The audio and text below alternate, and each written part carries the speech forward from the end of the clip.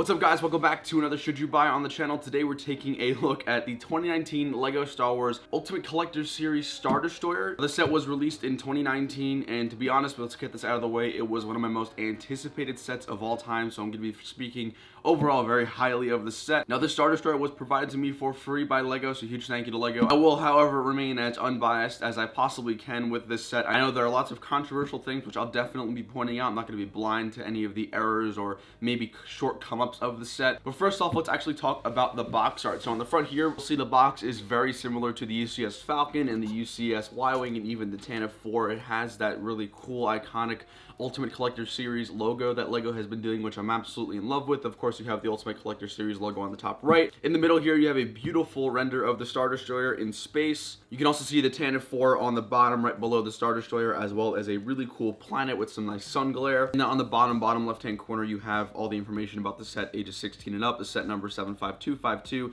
and of course the name Imperial Star Destroyer. As you spin around the box right here, you'll see some really cool graphics and draw-ups of what the Star Destroyer looks like. Here we have the width of the Star Destroyer, which is 26 inches, the height, which is 17, and then the total length, which is 43 inches, which is about 3.5 feet, and I believe at least 5 or 6 inches longer than the older Ultimate Collector Star Destroyer. And then on the bottom here, you have some really cool graphics of the above angle of the TANF 4, which I believe is scaled to the Star Destroyer in the set. And then on the right here, you have the two minifigures that the set comes with. We do have the Imperial officer and the Imperial crew member, which I'll get into in a little bit. As you go towards the back of the box, this is personally my favorite angle of the box. Here you have the Star Destroyer, and it looks to be under like construction.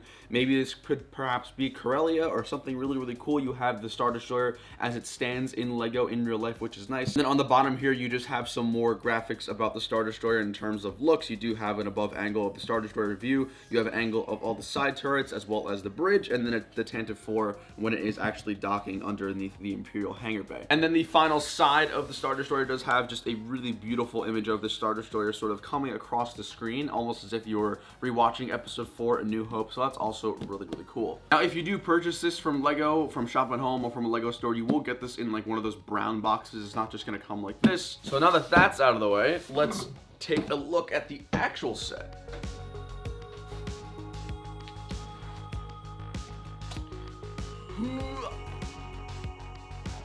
So here it is in all of its glory, the magnificent behemoth of a Star Destroyer. Like I said, this is my favorite ship of all time in any sort of movie. And when I heard this set was coming out, I was so ecstatic, I was so excited, and I immediately began saving up money, but it turns out I didn't need it. Let's just first talk generally about the Star Destroyer, generally good things, generally bad things. Of course, we'll dive into the functions, how you can remove all the sections in just a second. Now this set actually comes with a lot of bigger elements. I'm talking like 16 by 16 plates or 8 by 30 plates or something like that. Lots of 6 by 6 tiles, and that's undoubtedly one of the reasons why the price tag is so heavy on this set. First off, let's talk about the side greebeling here. Now for those of you who don't know what greebeling is in LEGO techniques, essentially it's making plates and stuff like that looking like lots of pipes and just lots of extra detail on walls. I guess that's kind of the easiest way to put it. Now there is a ton of that in this set. You can see here in the shots between the two angles of the Star Destroyer wings or the Star Destroyer side panels, there are tons and tons of detail on either side. Of course, it is replicated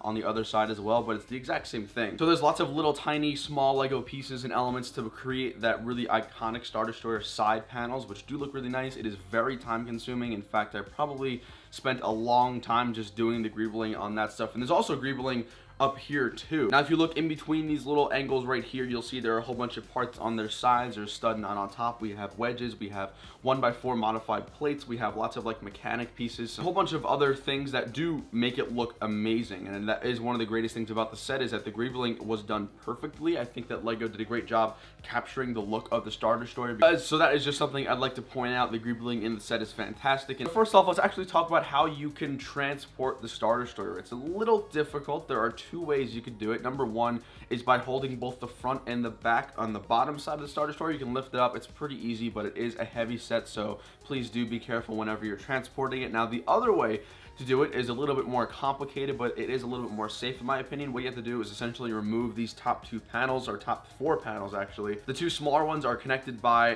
just Technic pieces, so they slide out really easily, and then you can just uplift the bigger main body parts here on the top, and then basically that reveals a large Technic structure underneath both of these. Of course, these 2 structures do like cover that, so you don't see the Technic, but there is tons and tons of Technic in the set. And basically there is like a little handle you can grab. It is all connected by Technic. Now I don't recommend just pulling it up by that one piece. I recommend holding it with the handle and then maybe holding it at the bottom as well, just to be extra safe. But that is probably the safer way to do it. If you do grab it by the underbelly, it is, I don't want to say it's fragile, but it is a big set, so just keep that in mind when you're transporting. And you can also see the incredible Technic structure that is within this set. The first 2 bags or so are just straight up Technic, and you're recreating the triangle and all the really important integral parts to make sure that this build doesn't just fall over on itself. Now next here, let's talk about the back section. Let's talk about the top and then towards the back. So on the front here, on the very top, we have the commander's deck, the captain's deck, or the main sort of deck for the Star Destroyer and all of its crew. Now there is no interior. To me personally,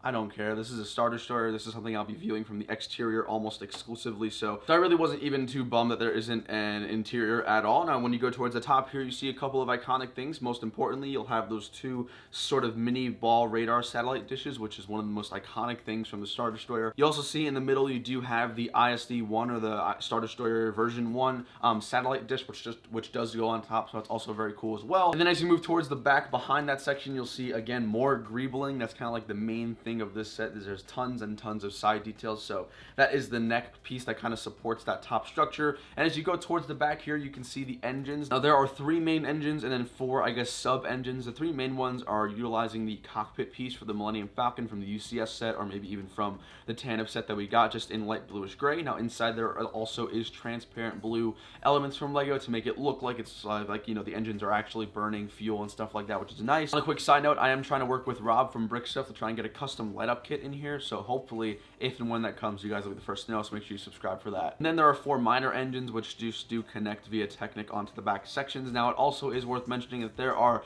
a ton of angled pieces here on the engines, and I think it does look really nice. I got to admit, it's a lot of wedges like folded up and down at different angles to make it look seamless. In my opinion, I think Lego did a great job with. Of course, it's Lego brick. You're not going to be able to get one seamless transition between angles, but I think the way they utilized it using the hinge bricks and using those larger wedge plates, I think definitely just make it look very good, at least in Lego standards. Let's actually quickly talk about the minifigures and the plaque for this set. Of course, like all UCS Ultimate Collector Series sets from Lego, you do get a custom sticker plaque. It has all really nice information about the Star Destroyer. It has its armament, it has the name of it, it has the armament, and a whole bunch of really cool production information about the set. Now, of course, this is the Devastator. It is Vader's flagship, and unfortunately, the minifigures are pretty subpar. Now, it is worth mentioning that the 2 minifigures in this set are going to be exclusive. You're not going to be able to find them anywhere else. Now, you do have the Imperial Officer on the left-hand side. Officer, the gray figure, does come with dual molded legs, which is, I guess, for Lego fans is going to be super nice. But other than that, nothing too crazy about that minifigure. And then what is honestly a really nice minifigure here is going to be the Imperial crew member, which has brand new printing on everything. It is a light bluish gray torso and legs with a whole bunch of really good looking printing. Gotta admit, it's really disappointing, and I'm not too sure how Lego kind of missed the opportunity to put an exclusive Darth Vader in the Devastator. This is his flagship, and it doesn't come with Darth Vader, it doesn't come with Palpatine, it doesn't come with any other figures, and that's a very big disappointment for $700. I feel like we could have gotten at least 2 more minifigures just to satisfy us. Now, me personally, when I do end up displaying this, I'll probably just end up putting a couple of Stormtroopers and a Darth Vader right there, right near the plaque, so that way I can kind of have a cool mini display of my own. But the minifigures are a huge letdown. The only good thing is that they are sort of really nicely detailed, but there's only 2 of them for a $700 set. Now let's actually talk about the underbelly of the Star Destroyer, which is, in my opinion, one of the most underrated parts of the set, mostly because it's hard to get it a good shot. Now, first off here, of course, we do have that Technic structure that does hold up the entire Star Destroyer. It's just 4 of these black Technic columns that connect into the black base plate, or not base plate, but the black structure, and then it basically just holds up the Star Destroyer on 4 pegs. And they're all also interlocked by Technic pins and stuff like that, so it's not gonna fall over easily. Of course, it does wobble as as any normal big set like this would. But as long as you're careful, you don't have to worry about this thing just randomly falling off the stand. Of course, maybe in a couple of years, the Lego parts might wear off a little bit, so I would suggest maybe every 2 or 3 years, just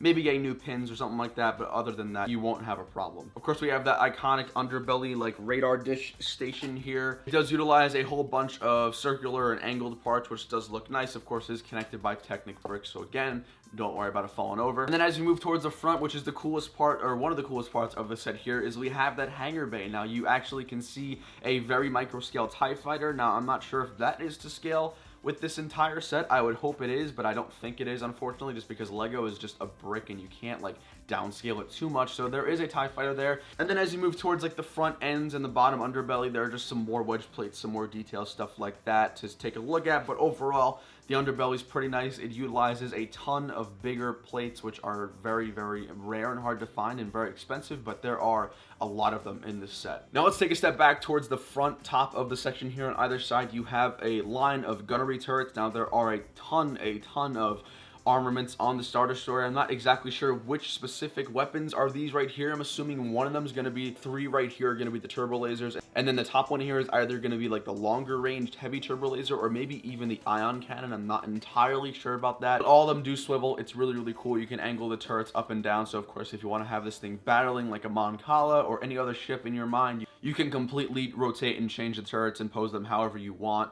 Of course, one of the most menacing things about the Star Destroyer is if it's coming straight at you, you can have all the turrets facing one way, and that's where this thing like just absolutely unloads if any of you guys have played like video games with the Star Destroyer or something like that. And I'm really trying to think of what other like functionalities or like really important things there are to mention about the Star Destroyer. I think I covered almost everything that does move and does have some sort of feature. Now, overall, my thoughts, I'm not going to get into should you buy just yet, but my thoughts, this is a beautiful set. I wasn't expecting anything less from Lego. I wasn't expecting anything more. This is kind of exactly what I had envisioned for the Star Destroyer. Again, I think the biggest letdown with this set is not lack of interior. I couldn't care less about that because you're not looking at an interior when you're displaying it. I think it's the lack of minifigures. It sort of just feels like a missed opportunity for Lego to include a brand new exclusive Vader or a Palpatine or some figure like that. So I am really disappointed that for only $700, we only get 2 of those minifigures, and they're not even like named characters. They're just normal generic officers. So that is a huge letdown with the set. And I guess if there's one thing I would like to change, I guess it's just the amount of studs, which, listen, now hear me out. This is a beautiful set and I'm really happy with it. And of course, I realized if Lego did include more tiles and more parts to minimize the stud surface, it would be a lot more expensive. So I'm actually okay with how it looks. I think it looks fantastic. It looks very realistic and not too much like a custom mock, which is, let's be honest, is a Lego set, and I think it does look really great. So in the end, should you buy this Imperial Star Destroyer for $700? For $700, I think that's still a little bit too expensive. As much as I love the set, as much as this is one of the most iconic ships for me in fiction and movies, I gotta say $700 is a huge price grab. Now that would change, honestly, maybe if we got more minifigures. I might be open to welcoming the fact of $700, but as the set is, with the 2 minifigures, the scaled Tantive, and everything else it comes with, I'm going to say a fair price for this is probably about $600 or $550. Now, like I said, there are a ton of bigger pieces which are rare and very expensive, and also it is Star Wars. It's the IP. Lego has to pay a little bit extra for Star Wars for Disney. So now I will say, however, that this set is much bigger in person, and if you guys haven't gone to a Lego store or seen it in person, just I want you to take my word for that, because this thing is huge. It's longer than the Falcon. Now granted, there are less pieces, but it just feels bigger. It feels heavier than the Falcon, and I do actually own a version of that Falcon, so you can take that for my word. And again, that's totally my opinion, but the set is massive. It's big. It's a behemoth. It's filled with lots and lots of cool Griebels and details. Yes, you're getting nearly, what, 3,000 parts less than the Falcon, and there's no getting around that. That's a really big disappointment, but I think it looks great. I mean, like I said, the only thing I might suggest is maybe more tile or something like that, but I'm absolutely in love with the set. Once again, I can't thank Lego enough for sending it my way, and then the rest of the team at Beyond the Brick for helping me out here. This is an absolute dream come true. Now, I do want to hint, I do actually have a custom display case for this set. If you guys are looking for one, you want to see what it looks like, I'll be making a video about that coming very soon, so make sure you subscribe and stay tuned. Guys, drop a like on this video. Let me know what you think. I know my should you buys here are usually shorter, but there's just so much to talk about. I want to talk about this set. I freaking love it. I'm gonna cuddle with it all night. Thank you guys so much for watching. Of course, down below in the comments, let me know what you think. Like I said, $700 is still a little bit too expensive in my opinion. I think $600 would have been a completely fair price for the set. But until next time, guys, I will see y'all later. Take it easy. Peace.